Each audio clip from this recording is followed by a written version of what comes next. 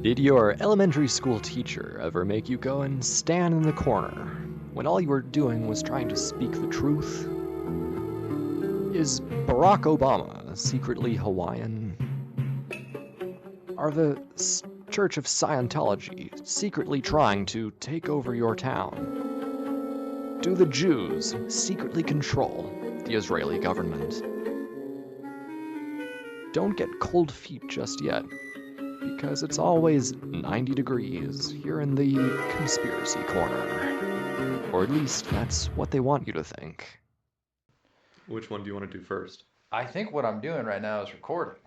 Oh. And we're on part 3 of, you guessed it, fans, Hollow Earth theory, because holy shit, I didn't realize there was so much to say about a goddamn hollow globe. Knock, and the sound will resonate to our neighbors in China. This here is the conspiracy corner, where it's always 90 degrees. Or maybe it's 91. I don't know. I'm feeling froggy today. Let's say 92 degrees. Because it's getting fucking hot in here. Part 3. I mean, eventually people figured out that the Arctic and the Antarctic are pretty fucking cold, you know. Are they? I've never been myself. And the Earth was rapidly running out of dark corners to explore and shit. Was there ever a corner? Shut the fuck up. Find out on our Flat Earth episode. Coming out later. Shit writes itself sometimes. Continue, buddy. So, there were no corners, just smooth edges. They've found everything. Then what? Like I was telling you, you know, I think it's important to talk about Edmund Halley and how he's trying to put together stuff out of limited data and sometimes inaccurate data to try and come up with a model that explains what was then some unexplained phenomena. Okay. And that sort of mirrors, you know, our modern understanding of the internal structure of the Earth, of having different layers of density that move around a bit and recirculate and shit. Mm-hmm. And I think that's important because this is where shit goes off the rails. This is the same rails that they said the stars were on in part 2? Right. And we're going to sort of gently start leaving the rails. Gently start leaving the rails. I'm already off the rails. This is where we mostly say goodbye to the old world philosophers and natural philosophers, and mostly get into cranks from America and maybe old world spiritualist crap. Are we allowed to name drop these researchers? We are if they've been dead for 200 years. Starting with John Cleves Symes Jr. That's a fucking mouthful. All right. John Cleves. I think we're just going to call him Sims, or maybe it's Symes. You're a sign. Sign of the times. What does Wikipedia says? It doesn't give a pronunciation name. S-Y-M-M-E-S. Yeah, sometimes, for some shit. Oh, all right. Well, we're going to call him Sims. Good old Uncle Sims. What did Sims do? Let's see. And why do I care about him? He was a crank.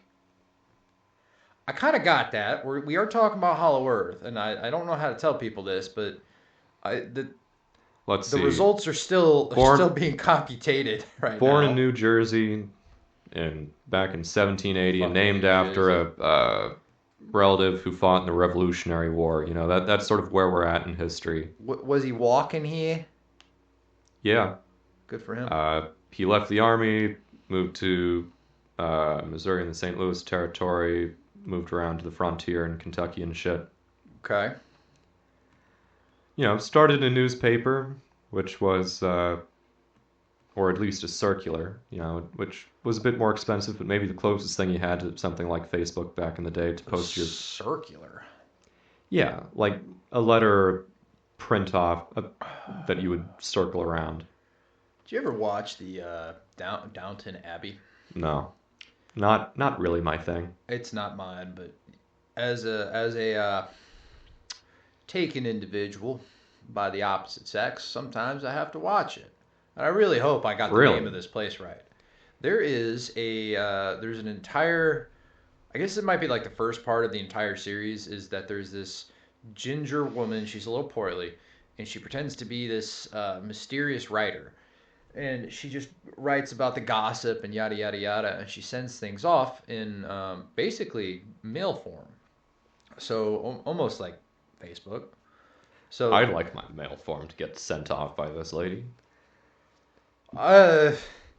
She might be your type, but she's not mine. So again, one of those things where I think that that's what you're talking about. Whatever. She just gives it to a news editor, and they print it out Exodius-like, and then next thing you know, hey, everybody knows her writings, and it's all gossip and wonderful, and God, I hate gossip. It's a terrible, terrible series.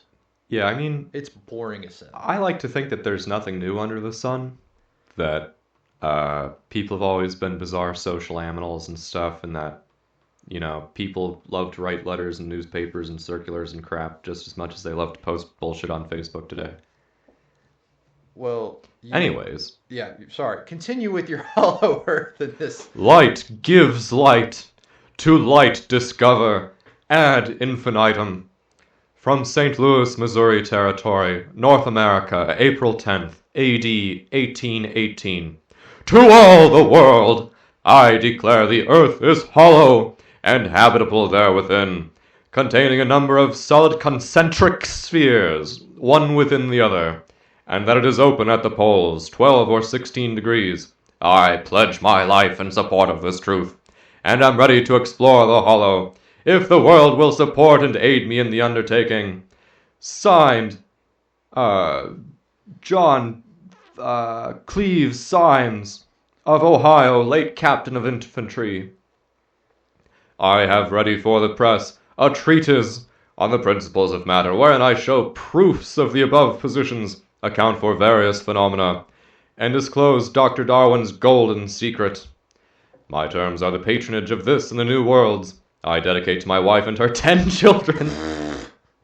I select Dr. S.L. Mitchell, Sir H. Davy. I don't recognize Dr. Mitchell. I think Sir Davy might be somebody important in science. And Baron Alexander de Humboldt, who was like a big patron of science and shit in the olden days, as my protectors.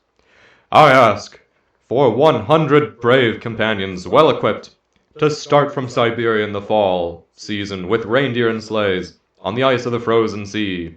I engage we find warm and rich land, stocked with thrifty vegetables, and animals, if not men, on reaching 1 degree northward of latitude 82. We will return in succeeding spring. Signed again, John Cleves Symes. Vaguely recall this, because there was, in, who was it? They were trying to circumnavigate the globe, and they ended up dying. They didn't even circumnavigate it. They just got frozen shut. Are you talking about, I know what you're talking about, the expedition of, It's either that or it was somebody else entirely. I know what you mean, the sea shanty. We'll find a northwest passage to the sea. I'm sure our viewers at home will tell us. So he tries to prove that there's something up north, and what? Does it go bonk? Does it go kaput? Look. I'm just trying to figure out. To further express my opinions on conspiracy theorists and on conspiracy theories here in the corner, I really fucking hate TikTok conspiracy theorists. Just because... Okay. Just continue. Because they just love to whinge and complain about... They like to whinge and complain. Welcome to our generation. Well, yeah. I like to complain too sometimes.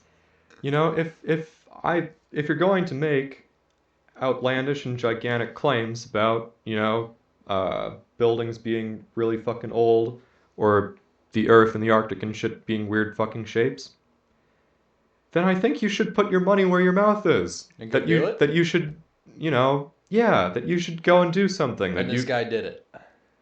Well, no, because he failed to get the funding for it. Oh, okay. Well, okay. So he. No, I think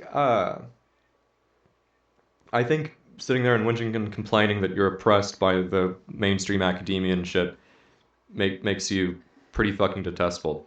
I think actually trying to put together some effort to actually prove your shit, really trying to pony up, again, to put your money where your mouth is, takes a conspiracy theorist from absolutely detestable to, Don Quixote, to incorrect and wrong and stuff, but, sort of romantic in a sense of at least they're fucking trying, they believe at least that they're opposed by the world and blah blah blah, but at least they're trying, at least they're striving, I think that's a 0 to 100 kind of thing. And again, Edmund Halley's ideas about the concentric layers of the Earth and shit never really took off in academia. It was never really a widely accepted position. But that doesn't mean that... Because they thought he was batshit crazy? What? They thought he was batshit crazy? Edmund Halley? No. No, because... Oh, we're not talking about the other guy that did the news report. Symes here, everyone thought he was crazy and a crank and stuff, but not as much. Because, the science was still pretty shit, even if everyone had pretty good estimates on the density of the Earth by this point. Okay. So...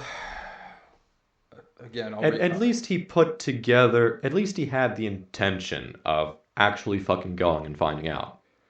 So we got Roman times. They're like wind, pillars, round earth, all in the center. To where you then discussed, that was Roman times. Then we flash forward to, why am I blanking on what you said? Dante? Yeah, thank you.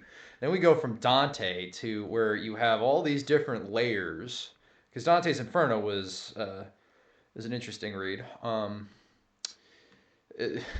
The onion layered earth to now we're here in the 1600s. Is that right? 18. 18? Okay.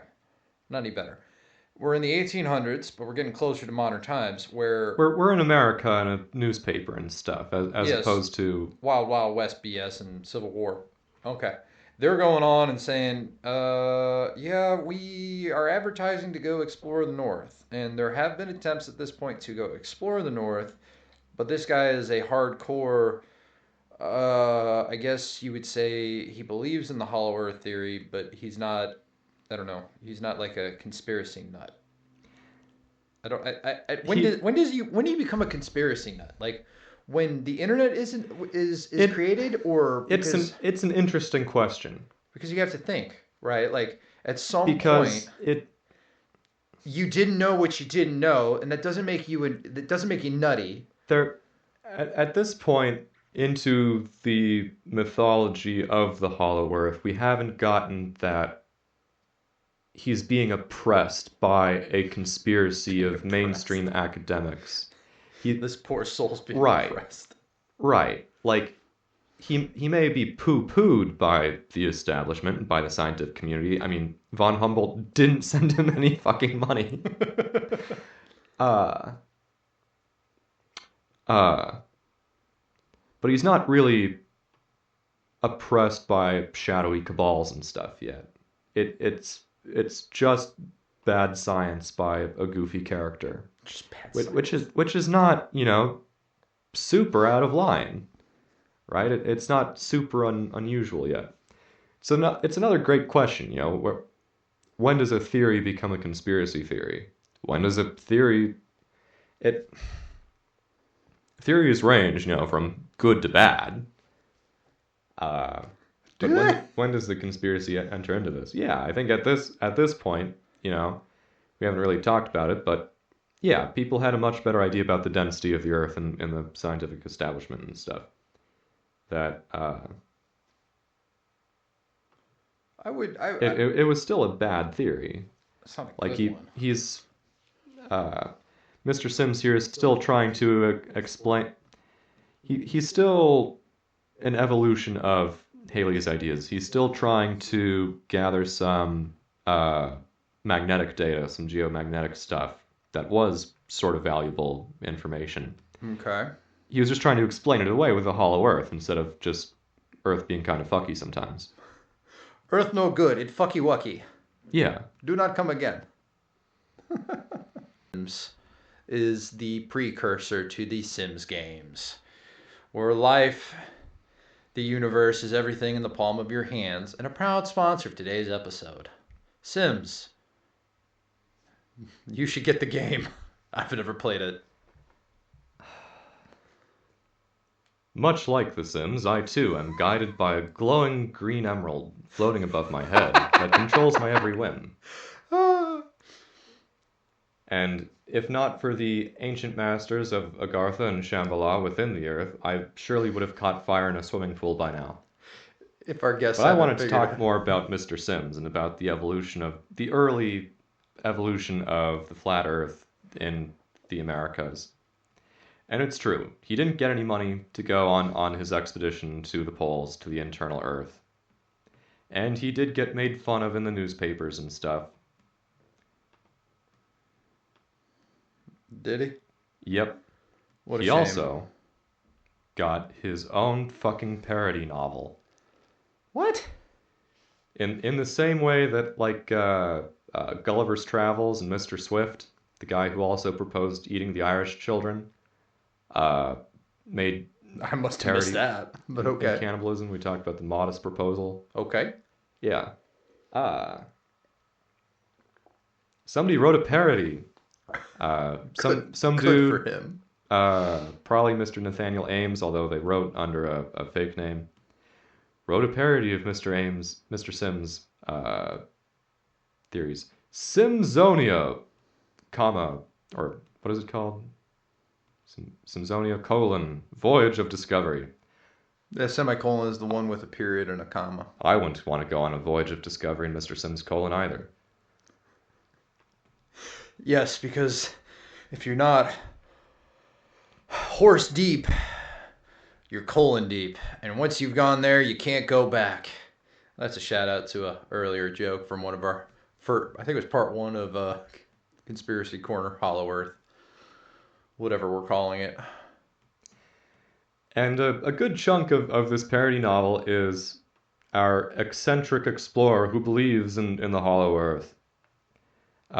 Captain Seaborn has to get his motley crew together and get to the Hollow Earth, which involves faking a sealing expedition to go and hunt seals and a mutiny. Okay. But eventually they make their way to the Hollow Earth. Is it a good read? No. Oh. It's fucking horrible. Oh, well. Nobody cared when it got published, and it got bad reviews. Brett's Yelp review says 6 out of 10, don't recommend. The other 4 out of 10 is the brain cells I got back from not reading the other half of the book once I reached the midway. But what we get here is, in the same way that, like, Gulliver's Travels comes across bizarre peoples on strange islands and their funny little societies. They sure are funny. This is one of our first experiences with spec fiction and ideas about who lives inside the Hollow Earth. Mm-hmm. In this case, Captain Seaborn and his crew arrive at a continent on the inside of the Earth that they name Simzonia, inhabited by the Simzonians. Of course. And of course. They immediately do a colonialism and try and they do a colonialism, good for them. And try to start selling the Simzonians American-made goods. Might as well, if you can turn so that product. They can set up tariffs on them. God damn it. But, you know, it's hard to compel the Simzonians to buy shit. Is it? Yes, you see, the Simzonians live the lives of noble savages. You know, they abhor the fact that their sailing vessel visiting them inside the earth has cannons for making war on other fellow humans, and they think that this is appalling. And they find out that the visitors from America have diseases, which apparently there are none among the Simzonians. Because the Simzonians, in their noble savagery and their state of primeval wisdom, practice eugenics. Oh. Another popular idea at the time. If any Simzonian exhibited signs of weakness or frailty or the proclivity for disease, they just got killed to death. And didn't get to breed. Which results in a perfect, ideal society, of course. What a great, wonderful. So, here we are in this book. It's the 1800s. What is the next step on our journey of evolution through Hollow Earth theory? Again, we're inching in, you know, we're like inching our way episode by episode, like a swimming pool, right? Where we're not jumping in to the cold pool all at once. We're inching our way in, bit by bit, slowly but surely. Yep. So here we've got, you know, a what passed for a scientific, don't worry, boys, we're almost there, idea of inner world civilization at the time. Okay. And pretty soon here we're going to hit the real crackpot shit. Yes, we will. Which I'm kind of excited at this point. Your timeout is over. As the final echoes of our broadcast dissolve back into the void, you return from the Conspiracy Corner. A place not of whispers and shadows, but of reflection. Because in every tale of hidden hands and unseen forces, there lingers something far more unsettling. Not what is out there, but what lies within ourselves. And one final thought to carry with you back into that darkness. That federal agents are like opinions. Everybody has one, and they all stink.